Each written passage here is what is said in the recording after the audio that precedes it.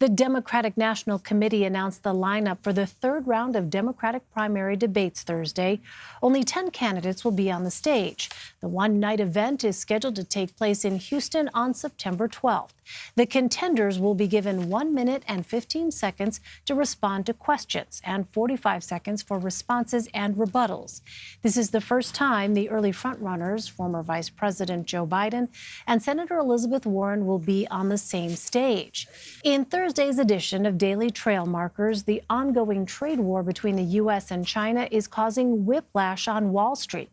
Last week, stocks plunged after President Trump announced he was raising tariffs on Chinese imports. He called President Xi Jinping a, quote, enemy of America on Twitter. By Monday, the markets ended higher after the president struck a different tone.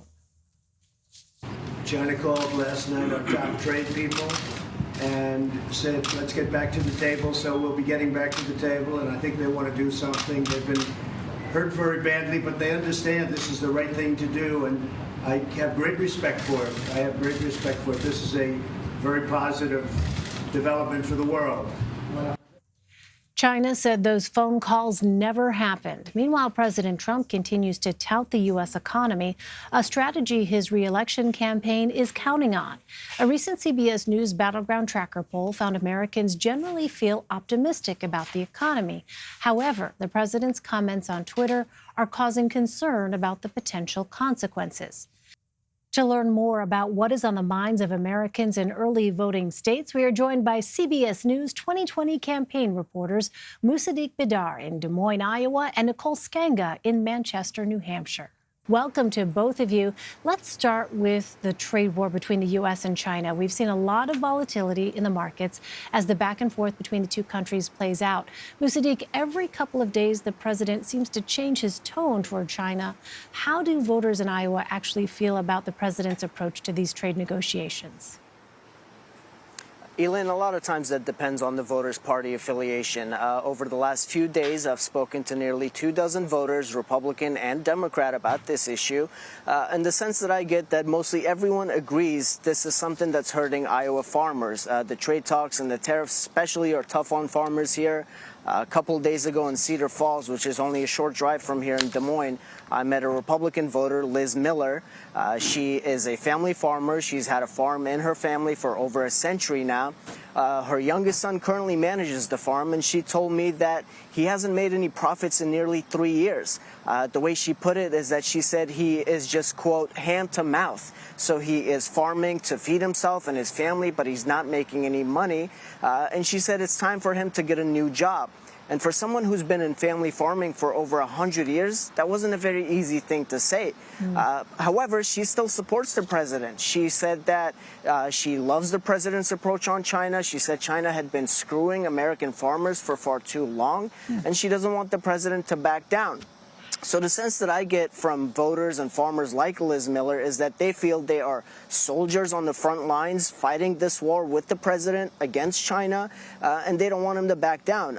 Meanwhile, Democrats on the other side are very concerned. They don't think China's going to back down, and they think China's going to outlast the United States on this issue because they can turn to other countries like Brazil and Argentina for their agricultural imports, and so they are very concerned. A few Democrats here have told me that they feel the long-term impact of this issue is going to lead to the extinction of family farming, and that's very concerning for folks here. Really interesting to hear that perspective. So a recent University of New Hampshire poll looked at the differences along party lines when it comes to the perception of President Trump's handling of the economy. It found that a vast majority of Republicans at 90% approve of how the president is handling things. Among independents, just over half approved. Meanwhile, only 9% of Democrats shared that positive view. So, Nicole, did the results of that poll reflect what you're actually hearing from people on the ground there in New Hampshire? Well, absolutely, Elaine. I attended a rally by President Donald Trump in Manchester just a couple weeks ago and spoke to over a dozen Republicans there that credit the president with historically low unemployment rates here in the Granite State, hovering around 2.5%. But Democrats that I meet at some of these 2020 presidential contender events tell a different story. They tell me that wage stagnation is a huge problem here in New Hampshire. New Hampshire has a minimum wage of just $7.25 an hour. That's the same as the federal minimum wage.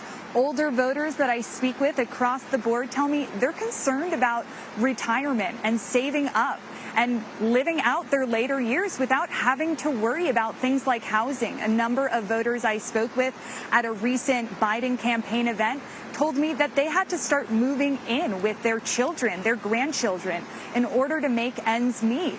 On the other end of the spectrum, college students here in the Granite State are increasingly concerned about college and student loan debt. They are consistently standing up at rallies asking 2020 presidential contenders, what are you going to do about student loan debt? New Hampshire sees one of the highest rates of average student loan debt in the country, over $30,000 per student. And in terms of what voters think on these issues, well, college students here tell me they're quite impressed by the plans of Senator Bernie Sanders and Senator Elizabeth Warren. In addition to that, another candidate making some news on the economy front is former Vice President Joe Biden, who came out with 4 big labor endorsements today in New Hampshire. A lot of union members looking to the vice president for his plans on health care and also increasing wages in support of him. The New Hampshire Firefighters Association also coming out today in support of former Vice President Joe Biden. Well, the economy is not the only thing on voters' minds. As we head into this election cycle, what are some of the other top concerns among voters that you've spoken with? I want to start with you, Musadiq. Well, Elaine, healthcare is always a big concern for people here, as it is for voters across the country. And really, even that goes back to an economic thing, because a lot of voters tell me healthcare costs are one of their biggest financial burdens. So one thing I'll be interested to keeping an eye on as we speed towards the Iowa caucuses here is how voters are going to feel about different candidates and their proposals on Medicare for all. Where do voters stand on that? A lot of Democrats tell me that they don't want to get rid of private health insurance because they are part of labor unions and their laborers and those unions negotiate health care for them through their employers. So they're afraid of what's going to happen to that. Somebody like Senator Sanders has been pretty vocal about getting rid of the private insurance companies, whereas another frontrunner and Vice President Joe Biden wants to build on the Affordable Care Act and allow people to still be able to buy private health insurance. So that's going to be an interesting issue to keep an eye on, where voters fall on that, how candidates are able to present their plan and convince them that they will still be able to have access to health insurance, affordable access to health insurance, while keeping the plans that they are comfortable with. Right. It continues to be a top concern. Nicole, what about you there in New Hampshire? Well, one of the biggest issues I hear from younger voters is climate change, climate change, climate change. Voters 18 to 25 years old consistently tell me they're worried about what they call a climate crisis here in New Hampshire and also across the world. Keep in mind, too, that according to a recent study, voters between the ages of 18 and 25, about 45% of those voters identify as Democrat. So those are voters that the Democratic contenders are looking to capture the attention of. They have been on college campuses for move-in days over the past few weeks, trying to recruit folks to volunteer with them, to organize with them. So climate change, certainly a large issue. And also, of course, health care. Health care is a massive concern here in New Hampshire. It's the #1 issue for voters, according to a recent CBS News battleground tracker. And it's also the most asked about issue at town halls that these 2020 contenders are hosting. I spoke with the voter Susan Wilkinson in Rochester the other day at a house party, who told me that she was working 2 jobs, working for a school district as a parent advocate and for a landscaping company, just to be able to afford health care. She pays out of pocket over $10,000 a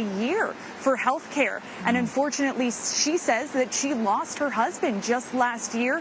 They were not able to pay for all of his health care costs. So some very difficult stories coming out of these candidate events.